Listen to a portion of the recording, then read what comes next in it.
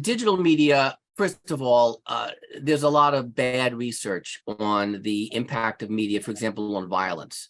I've done a fair amount of research on that myself. But looking at the pandemic, I mean, one might say that yes, there are detrimental aspects to social media. There are detrimental aspects because of misinformation, because of the fact that parents, for example, and kids don't really are not media literate and need to learn what platforms actually are telling the truth or not. But there are, and during the pandemic, digital media was a godsend, for example, in making connections between peers, when I was FaceTiming my grandchildren every day. We did Spotify playlists together every day. So in certain times of hardship, digital media can be used for very productive means. Now, that being said, it can also, the number one cause of bullying is cyberbullying, and one in three are cyberbullied. So there are real dangers to social media, and I don't think we as mental health professionals or as physicians or caregivers in general and parents know enough about media literacy.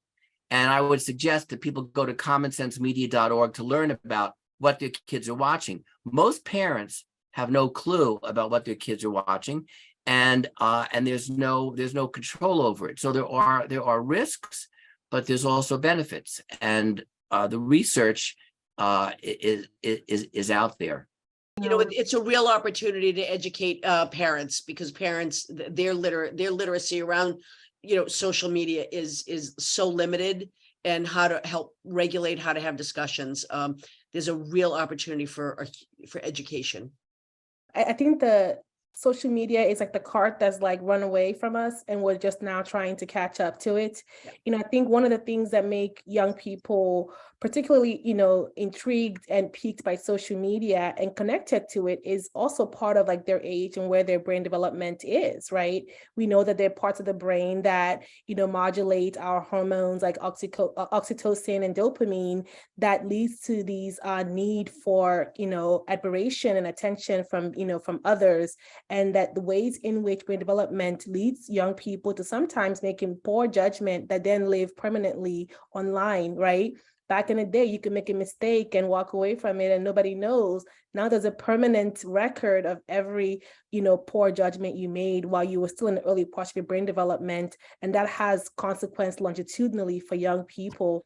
I think the amazing, benefits of it, for globalization, for connecting us to the world, for learning about other people, and for some of our LGBTQ youth, in rural areas and areas that don't have, a lot of, visible community support. Social media has been a place for them to find connectedness.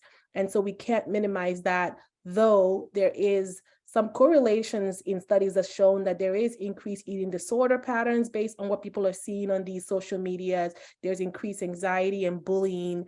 And so it can be this, blessing on one hand, and yet it can also have some toxicity that we have to, modulate. I think as a society, we need to actually keep these data mining social media behemoths, in check, and really try to look at the ethics of what the products they're putting out there is, and having them create, barriers and, protections to help, our young people, because a lot of what they're studying internally with the Facebook study a couple of years ago they're showing and they're monitoring this, and they're showing the negative outcomes of some of their own products. So how do we actually have more transparency and more engagement and more accountability from us as a citizenry to these companies?